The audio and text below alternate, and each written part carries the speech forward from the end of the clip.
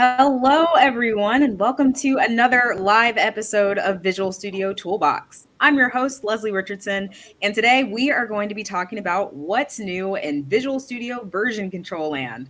Super exciting. Version control is relevant for a lot of us as developers, and we're excited to share with you some of the latest, greatest improvements made to making version control a very easy, seamless experience in Visual Studio. So joining me today are some of the members of the Visual Studio version control team who've been working really hard on some new additional features based off of your feedback and a bunch of other different factors.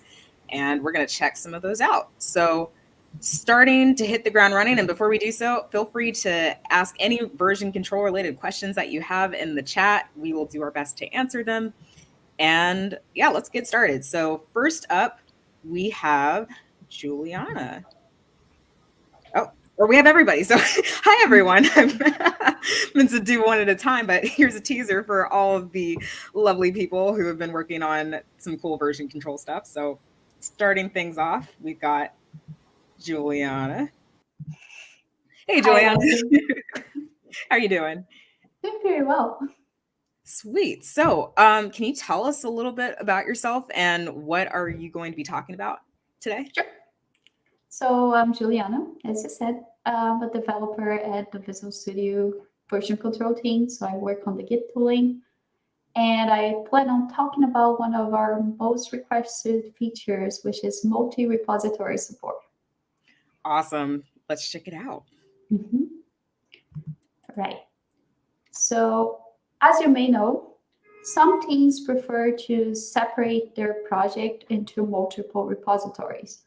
So in this example that I have right here, I have an application, which is its own repository, and a library. And let's say that this library is something that my team publishes publicly and is shared across a bunch of other teams in the org. But the app is a proprietary app that is private in our own, like private in our GitHub, for example. So in this setup right now, I have a single solution that has both projects. But another way to have the same experience in Visual Studio is to have a folder that has both repositories in it. So previously, what we had in Visual Studio is that only one repository would be active in your Git changes window. In this case, it would probably be my app because it came first in the list. But with the multi-repo repository, multi-repo feature, we now have up to 10 active repositories in the Git changes window. And what that means is that Visual Studio is going to be checking for status changes for all those repositories. You're going to be able to do a bunch of different operations across repositories at once. And so to get started, what can you do with multi-repo? One thing is that you can create a branch across all repositories at once with just a few clicks. Ooh. So the new branch window has this, let's say I'm starting a new feature across the repositories. And I could just be creating for one of the repositories, but I want to create for all and check out all.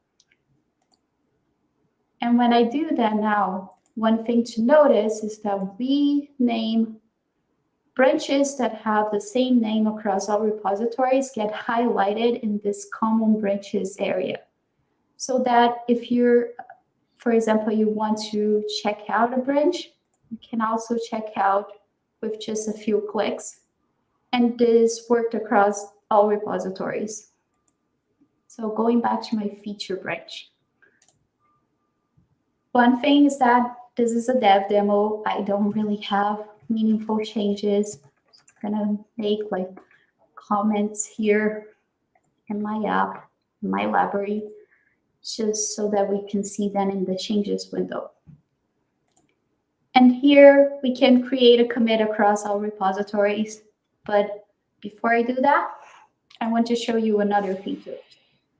So in the story here that I have is that my app is a proprietary app and my library is an open source library. And because of that, sometimes you want to have different author identities for your multiple repositories. For example, say that in my library, I want to have my email be my publicly available email. But for my app, I want my email to be my corporate email that I shouldn't be leaking. So what you can do is set in Git settings, repository settings. Here you have a drop-down for my app and my library. So you can say that my app's going to be Jullyana at my app, which is the corporate email. And then my library is going to be Jullyana's personal email. And with that, here when I'm about to commit, there are multiple things that I can do. One thing is that this window has a filter for each of the repositories that we have active. So if you'd like to only commit to my app, you can do so. But in this case, I would like to commit to all our repositories, so I can keep our repositories here and just commit. And you're going to notice that these features are mostly convenience features. We're basically helping you have a multi-repository operation without having to go through the trouble of writing your own script that is going to create a commit across the repositories, or having to do it multiple times in different Visual Studio windows or from the command line. So looking at the commits that I created, you may see that like for this one, it's Jullyana at my app, and this is the my app commit. And this one is Jullyana personal. As expected, both of them have the very unhelpful message. Please don't do that in real life. Great, absolutely. Descriptive, love it. Yeah. All right, so we committed, cool. What do we do next? Generally, you push. And for multi-repo, we also have a network operations dialog. And here, you can change the order of the pushes. So for example, if my library has a change that is required for my app to work, I can change the order so the push for my library is going to happen first. And this is important for example, if there's a CI pipeline somewhere that expects this order to be happening. And once you pick the order, Visual Studio is going to remember that. If you happen to need to change the remote that you need to push to, you can filter by repository and then pick the remote. And if you come back, it will be set here. In my case, I do one version.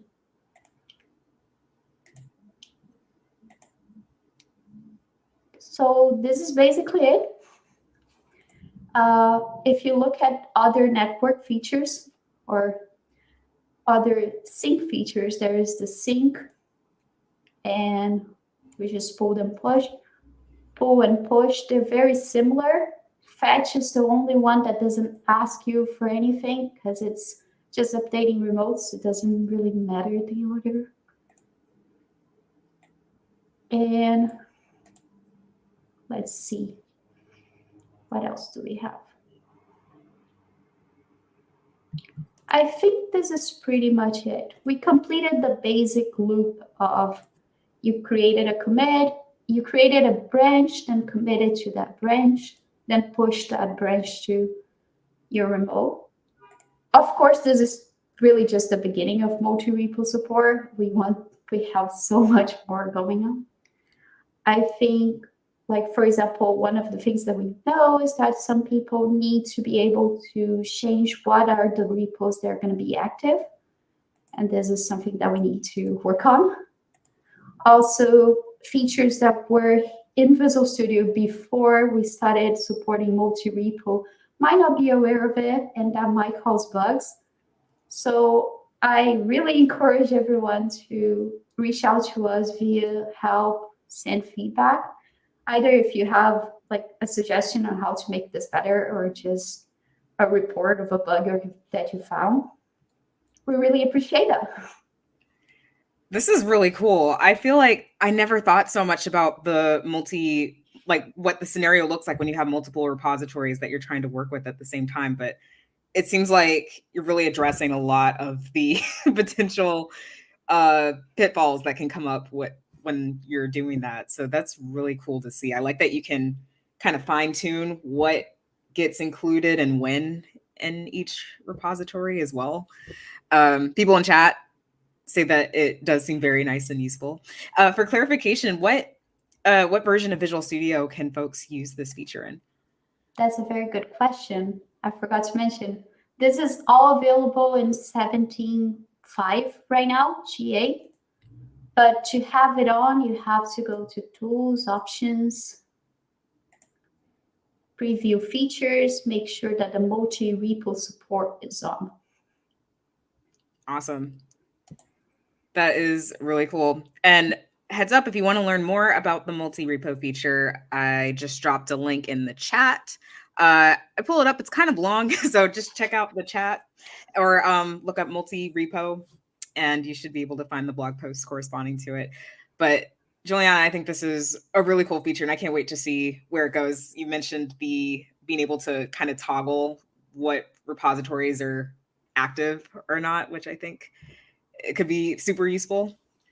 So yeah, I'm looking forward to it. And you said people had to write like scripts and things in order to get that to work previously too. People have their own solutions for this problem, right? Because it is a problem.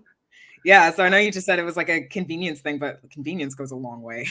Like if it results in having to spend less time writing some scripts that you no longer need because you have tools like this that can speed up your development process, then I think that's super worthwhile. So thanks, Jullyana. Thank you. All right.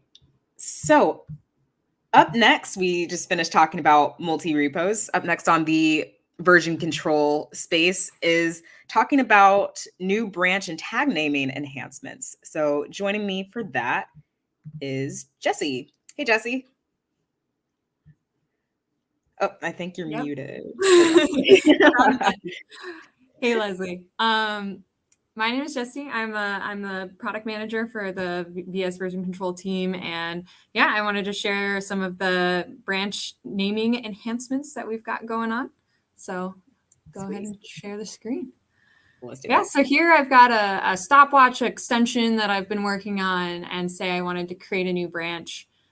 Previously, you weren't allowed to have any spaces in your branch name. And so it would give you an error to say, oh, this branch name is not allowed. And today what we've done is you can have as many spaces as you want.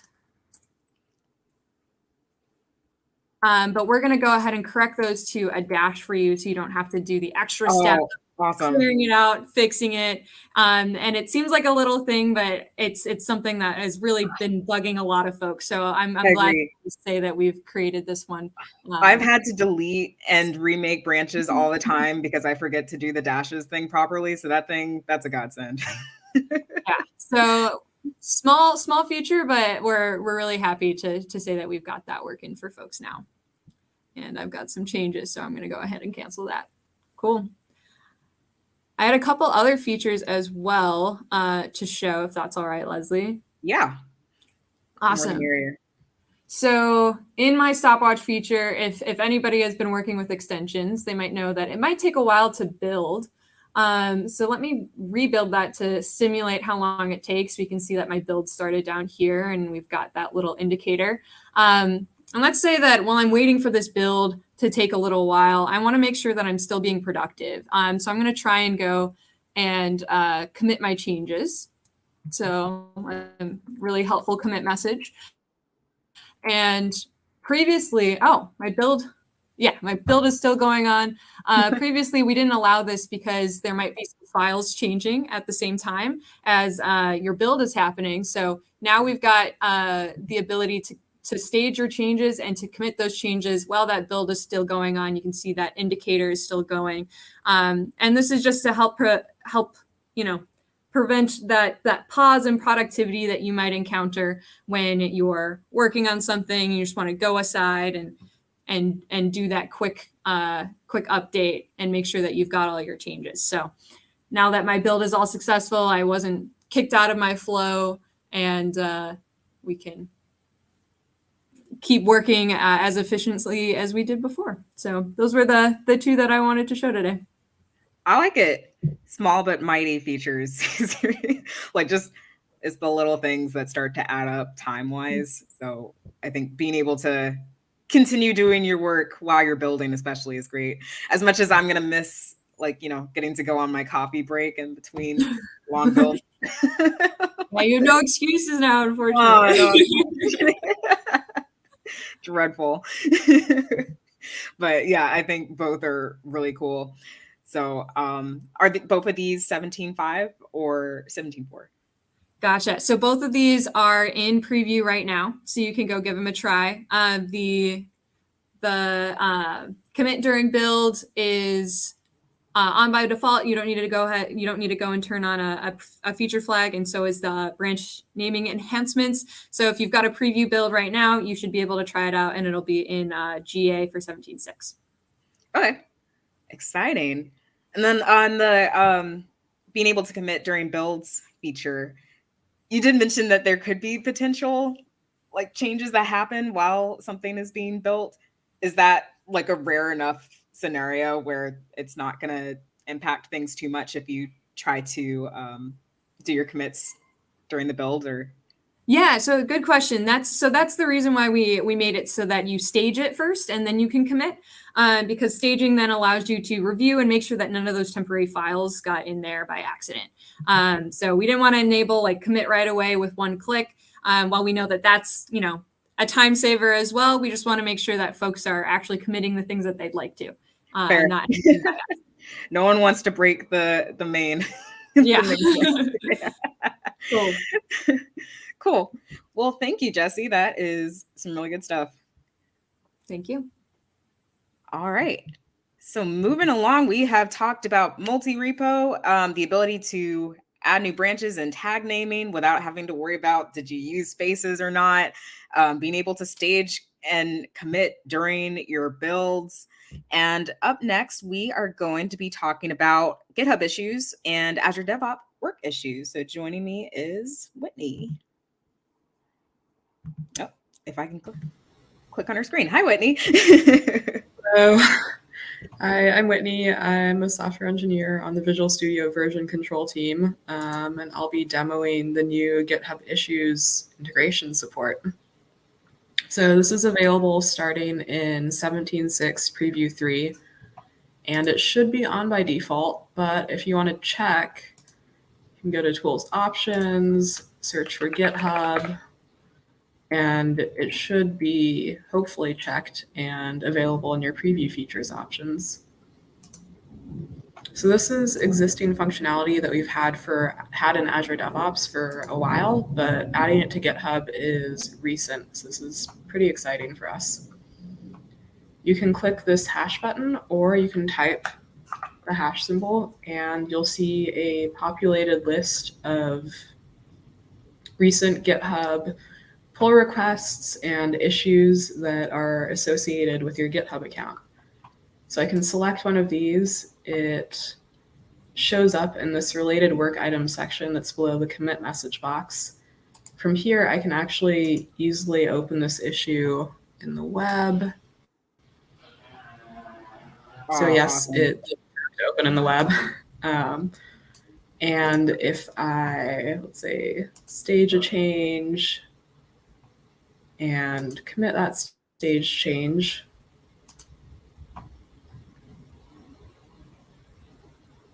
I open my Git repository view to see that commit in my history.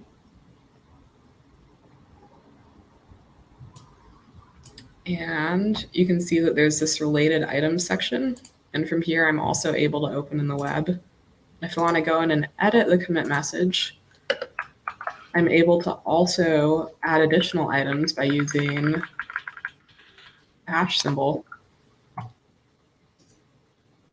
And I think that's pretty much it. You can change your commit message as well as modifying it in the commit details view. That's pretty sweet. So it's basically having the ability to tag related GitHub issues or ADO issues to whatever your recent commit is. Yeah, it's pretty nice. We also added support for using some of the GitHub keywords like close. So, GitHub has support for that, but you can use their keywords in your commit message now and see what item you're referring to below, which is really nice. That is pretty sweet. I can imagine, like, since we do spend a lot of time around like issues and both in GitHub and in ADO, having to go back and forth to remember what, like, what is this commit that I'm making and how is it related to whatever other issues are around. It's nice to see all that available in one spot. For sure. Yeah, that's pretty sweet. There's also a linked survey in the associated blog post. So if anyone tries this out and wants to provide feedback, I think they should feel free to leave feedback there. Awesome. And speaking of that blog post, I will drop it in the chat in just a few. Amazing. Awesome. Well, I can't wait to see what it, is there anything else that's coming next with this particular feature? Because I feel like there's a lot that you could do. I think a personal wish list item for me would be like to be able to see like a brief summary of what the issue is and like within VS instead of having to go to another browser.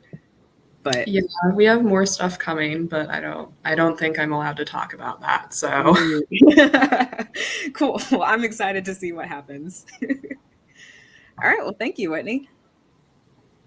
All right. So last but not least, and we have, I believe, one more feature to cover, and that is the improved merge dialog window. So joining me for that is Anna. Hey, Anna. Hi. Thanks, Leslie. Thanks for coming. So can you tell us a little bit about yourself and what you're going to show off? Yeah. Hi. Yeah. My name is Anna. I am a software engineer on the VS version control team, much like many of the other presenters today. And I'm going to show the new merge kind of workflow and dialogue that I've been working on. So I can go ahead and share my screen here. Perfect. So yeah, right here on the right-hand side, you can see that I have the Git changes window open. And if you go over to your branch and you're ready to merge one branch into your current branch, you can click on this drop down and go ahead to the branch that you'd like to merge into your current branch and right click there and click on merge into current branch. This is how this has gone for a while. This isn't anything new quite yet. Previously, before the enhancements, you would get a dialog that looked something like this. I took a screenshot of it to kind of show what it previously looked like. And it's a simple dialog that just says, are you sure you want to merge test1 into main? Now, with the new feature and the new enhancements that's available now in preview, and will be available GA in 17.6. You can go ahead and right-click on your branch, click Merge into Current Branch, and you get something that looks like this. So very different than the previous dialog. You'll notice there are a few things and a few ways to interact with this dialog. The first one being you can actually change the branch that you originally had clicked on to merge into main. And this is nice if you realized you clicked on the wrong branch and you don't want to suddenly have to X out of everything and go back and click on the right one.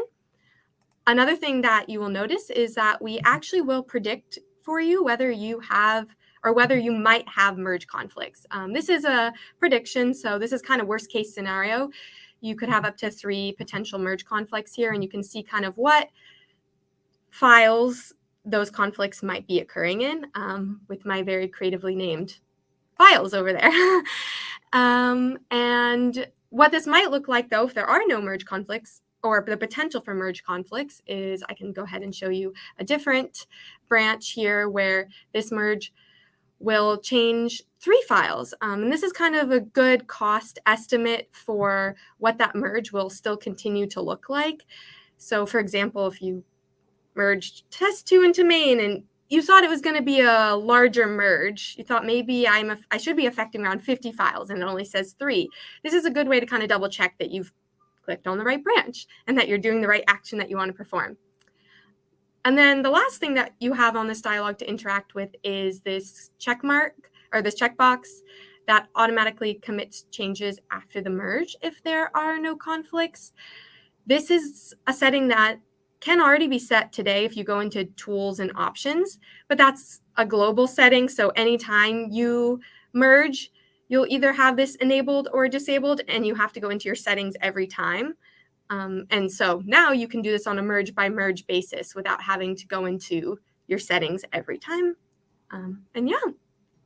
Sweet. I love this. This window feels so much more official than the other one. Anytime I get a window that's kind of like what it was previously, I was out inside like, am I doing something wrong? I'm getting like a scary like universal warning Windows window. So I love seeing this. I love seeing the ability to not have to navigate to settings every time you want to just automatically commit changes. So yeah, that's really cool just to see that streamlining of the merge experience. You do have a couple questions or a question in chat. Somebody's asking about, can you select the merging strategy? So I guess being more specific about how you merge. So like -no, -ff, that sort of thing. As far as I know, that's definitely not something that's integrated in this dialog itself. I don't know if RPM Jessie can answer that for future features that we might integrate, but that capability is not in this feature. Okay, cool. So we might do a mini Q&A at the end here because there are a couple questions that popped up in chat just across everyone's sections that I want to make sure that we get to. Yeah, so that is really exciting. I can't wait to see how like the rest of the experience continues to get streamlined in just a Windows perspective. Like it feels like a much better comforting experience to see. Awesome. Well, thank you, Anna.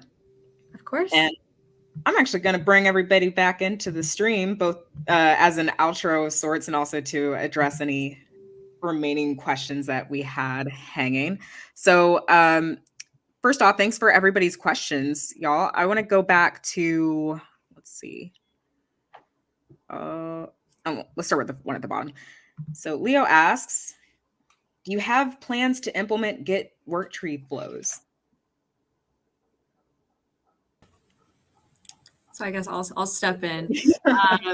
It's not something that we have currently on our public roadmap, but that doesn't mean that we won't, pivot and engage with different items depending on how we see them ranking with value to the community. So definitely, like I added the developer community link. That's kind of where we kind of rank features and do a lot of our customer engagement and development. So definitely like upvote suggestions that you see there that you're really missing out in Visual Studio, and let us know in all of these different channels what you're looking for.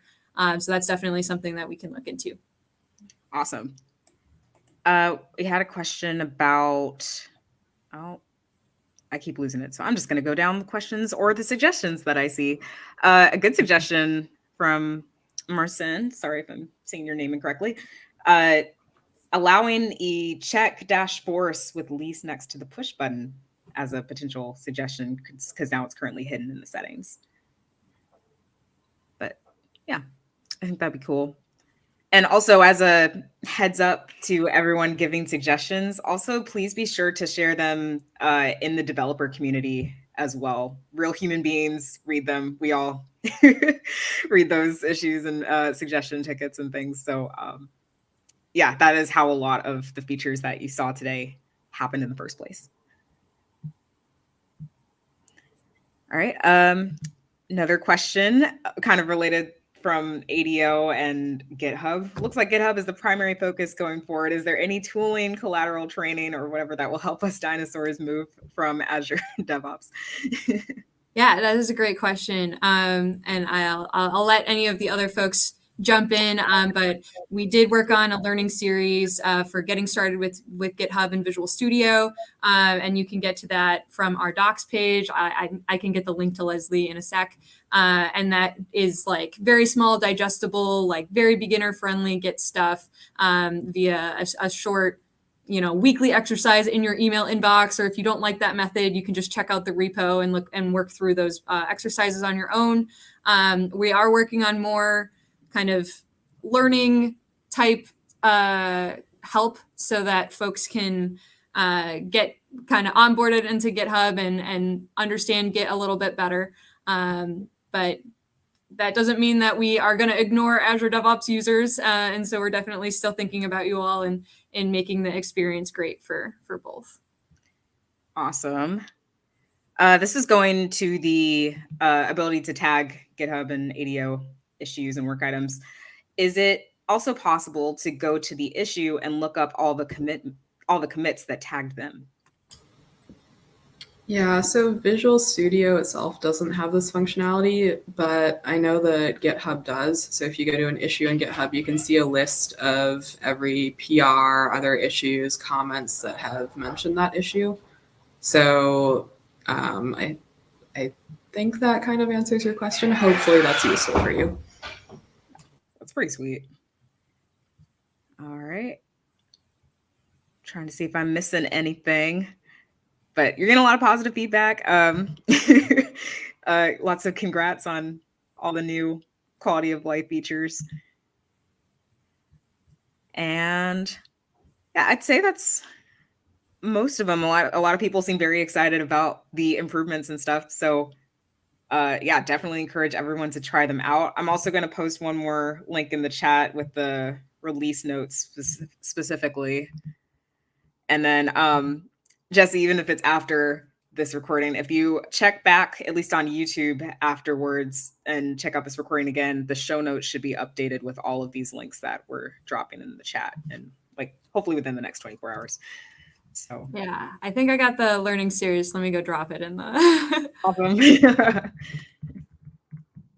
Cool. All right. The YouTube one. So if you're watching from another platform, we'll get those consolidated in another spot. Thanks. Great. So anything else before we close out? Oh, whoops. We already answered that question. All right. Well, thank y'all so much for coming. This is really exciting to see all of these new version control improvements. I can't wait to see where we go from here. I feel like it's been a minute since we talked about version control specifically, so it's nice to see all the different ones. Oh, I think one feature I want to give a shout out to, because we didn't cover it here, what was line staging or line unstaging? Yeah, so I can talk a little bit about it. It's available in preview today, and it's the kind of co-conspirator to line staging. And so we have we GA'd the ability to do interactive staging or line staging in the IDE, which means that you can go through your files and review your changes really easily, make sure that you're making doubly sure not to stage anything that you didn't really mean to. So if you have any of your own comments or any temporary code that you didn't actually mean to check in, you can make sure that you're not doing it by accident with the line staging feature. And then we have the pairing, which is unstaging. And if you've caught it, a second later where you want to make sure to get something out of there, you can use the unstaging feature by line. And so it has a very similar UI to the line staging, just in reverse. Great. I'm loving all these features that are just addressing pure human error. Like that's great for me as somebody who's just like forgetful and is making mistakes all the time and just needs to quickly go back and rewind my mess up. So I'm really excited about all of that. All right. Well, thank you, Anna, Jessie, Jullyana, and Whitney. If you'd like to contact us, feel free to put in the dev community with all of your suggestions that we didn't talk about, or you can reach out to them on Twitter or respond to comments and YouTube after this video. And we'll be updating YouTube with all of the related links that we just discussed. So until then, go check out the new version control features and happy coding. See y'all later.